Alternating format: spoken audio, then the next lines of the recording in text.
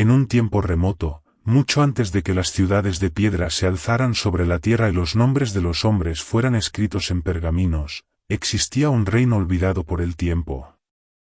Un lugar donde la magia fluía como el río que nunca deja de correr y donde los dioses aún caminaban entre los mortales. Esta es la historia de un amor imposible, de un sacrificio que desafió al destino y de una esperanza que ni la muerte pudo apagar. En el corazón de las montañas de Edrael, un castillo se alzaba desafiante entre la bruma. Su silueta se recortaba contra la luna pálida, ocultando en su interior los secretos más oscuros de la antigua nobleza. Allí, entre muros fríos y pasillos de eco interminable, vivía la princesa Lysara, la última de su linaje.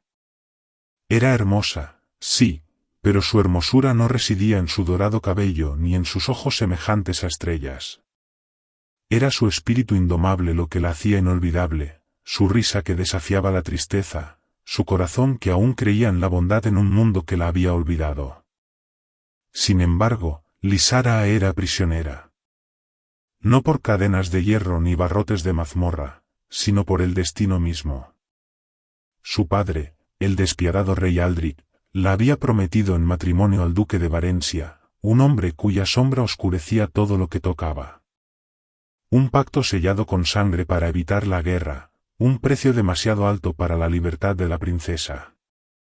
Pero el destino es un amante caprichoso y no siempre sigue los designios de los hombres. Una noche, en medio de una tormenta que hacía temblar los cimientos del castillo, un forastero llegó al reino. Vestía harapos, su rostro estaba cubierto de cicatrices y su mirada cargaba con el peso de 1000 batallas.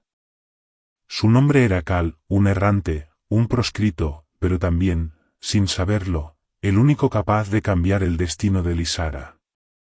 El encuentro entre ellos no fue un susurro del destino, sino un choque de voluntades. Lysara lo encontró en las cocinas del castillo, robando pan con la urgencia de quien ha conocido el hambre demasiado tiempo. En lugar de gritar, en lugar de llamar a los guardias, ella lo miró. Y en ese instante, en ese silencio cargado de significado, el mundo cambió para ambos. Cal no era un ladrón común. Había sido caballero una vez, había servido a un rey que ahora solo era polvo en el viento. Pero la traición y la guerra lo convirtieron en un hombre sin nombre, en un espectro que vagaba entre las sombras del mundo. Y sin embargo, en los ojos de Lysara encontró algo que había olvidado, esperanza. Los días pasaron y el amor floreció en la oscuridad. Se encontraban en pasillos ocultos, en jardines prohibidos, en la luz temblorosa de las velas. Pero el amor, por puro que sea, nunca es invisible para aquellos que desean destruirlo. El duque de Varencia supo de ellos. La furia nubló su juicio, y con la bendición del rey Aldric, mandó apresar a Cal. Fue arrastrado por los guardias, golpeado, humillado, y encerrado en las mazmorras donde solo los condenados a muerte esperaban su final. Lysara suplicó, gritó, pero su voz fue ignorada como el viento que golpea los muros de piedra. El día de su boda fue decretado, y su vestido de seda no era más que un sudario para su alma. Pero el destino aún tenía cartas por jugar.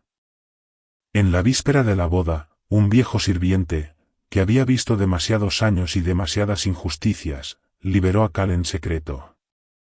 Con una espada robada y un corazón dispuesto a arder, Cal irrumpió en el salón del trono. La lucha fue brutal, el duque cayó con la garganta hendida, y Aldric, en su desesperación, maldijo a su propia hija. Si reniegas de tu linaje, que los dioses te juzguen como a los traidores. Que la muerte misma te reclame. El eco de esas palabras llenó la sala, y entonces ocurrió lo imposible. La luz de las antorchas se apagó, el aire se volvió gélido, de las sombras, una figura emergió. No era hombre ni bestia, sino la misma muerte que había sido invocada por el odio de un padre. La parca miró a Lysara con ojos vacíos.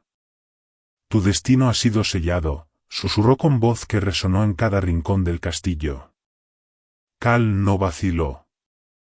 Se interpuso entre la parca y la princesa, con la espada en alto, con el fuego de la desesperación ardiendo en sus venas. «Llévame a mí», desafió, «pero déjala vivir». Hubo un silencio, un instante donde el mundo dejó de respirar. La parca inclinó la cabeza, como si considerara el precio. Y entonces, con una voz que heló la sangre en las venas de todos los presentes, dijo, «Un alma por otra». «Así sea». Cal cerró los ojos, y en ese momento, su vida fue tomada. Su cuerpo cayó sin un grito, sin resistencia. Lysara, rota de dolor, se arrodilló junto a él, sintiendo como su mundo se desmoronaba. Pero la parca aún no había terminado. Miró al rey Aldric, quien ahora temblaba como un niño. «Tu maldición la condenó, pero su amor la salvó. Su destino ha cambiado, y el tuyo también». En un parpadeo, Aldric cayó de rodillas. Su rostro envejeció en segundos, su piel se tornó ceniza, y su alma fue arrastrada a las sombras de donde no hay retorno. La parca se desvaneció, dejando tras de sí el peso de un sacrificio. Lysara abrazó el cuerpo de Cal, pero cuando la primera lágrima tocó su pecho, su corazón volvió a latir. Con un jadeo, con una tos desesperada, Cal regresó a la vida. No como un hombre condenado, sino como alguien cuyo amor había roto las cadenas del destino. El reino cambió esa noche. Aldric desapareció de la historia, su reinado fue borrado como un mal sueño. Lysara y Cal partieron, dejando atrás las sombras del castillo para buscar un nuevo hogar donde su amor pudiera florecer sin miedo. Y así, en un tiempo donde la magia aún era ley y el destino podía ser desafiado, un amor imposible cambió el mundo. Porque a veces, la esperanza es más fuerte que la muerte, y el sacrificio es la verdadera medida del amor. Muchos creen que el tiempo es un río que fluye en una sola dirección, inmutable e inevitable. Pero hay historias que desafían esa verdad, relatos que quedaron atrapados entre los pliegues del destino y que, hasta el día de hoy, pocos se atreven a recordar. Esta es una de ellas. En la ciudad de Valdris, donde las campanas marcaban el ritmo de la vida y las torres de mármol rasgaban el cielo, vivía un niño llamado Erión. No era príncipe ni hijo de algún noble, sino solo un aprendiz en la gran biblioteca del templo, donde los escribas copiaban con esmero las historias de dioses y héroes. Pero Erión tenía un don. Podía leer lo que nadie más veía. Entre líneas, en los márgenes de pergaminos antiguos, encontraba palabras que cambiaban y se retorcían, mensajes ocultos que parecían haber sido escritos solo para él. Todo comenzó la noche en que descifró la profecía del errante. El día en que la luna sangre sobre Valdris, el pasado despertará y el mundo se romperá en dos. Solo aquel que camina entre sombras y luz podrá cerrar la puerta antes de que sea demasiado tarde. Erión sintió un escalofrío recorrer su espalda. La luna llena se alzaba en el cielo esa noche, y mientras la observaba, su brillo plateado comenzó a teñirse de rojo.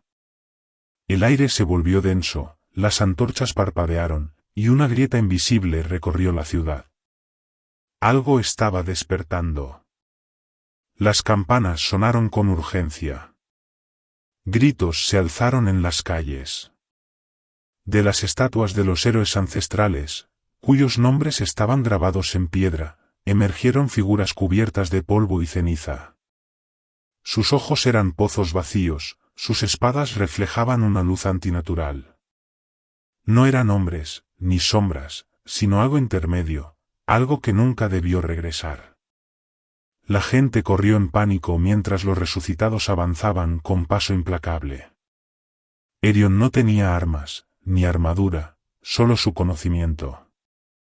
Sabía que el texto oculto hablaba de una puerta. Si lograba encontrarla, tal vez podría evitar la destrucción de Valdris. Siguiendo los susurros de los pergaminos, llegó a las catacumbas bajo la ciudad, donde solo los muertos tenían derecho a descansar. Allí encontró a la única persona que no esperaba ver, la princesa Isolde. Isolde no era como las demás damas de la corte. Mientras las demás se cubrían con sedas y se perfumaban con esencias exóticas, ella vestía con la armadura de su abuelo y entrenaba en secreto con los guardias. Su madre la llamaba un error. Su padre la consideraba una decepción. Pero esa noche, en las catacumbas, era la única esperanza de Valdris. Si quieres respuestas, ven conmigo, dijo, sosteniendo una antorcha con firmeza. Erion dudó, pero la siguió. No tenían tiempo para explicaciones.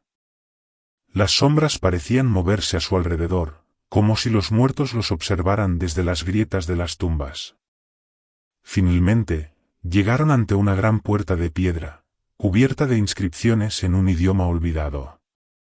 En el centro, un símbolo que Erion había visto en los textos ocultos, el ojo del errante. Isolde levantó su espada. Dime que sabes cómo cerrarla. Erion tragó saliva. Creo que nunca debimos abrirla.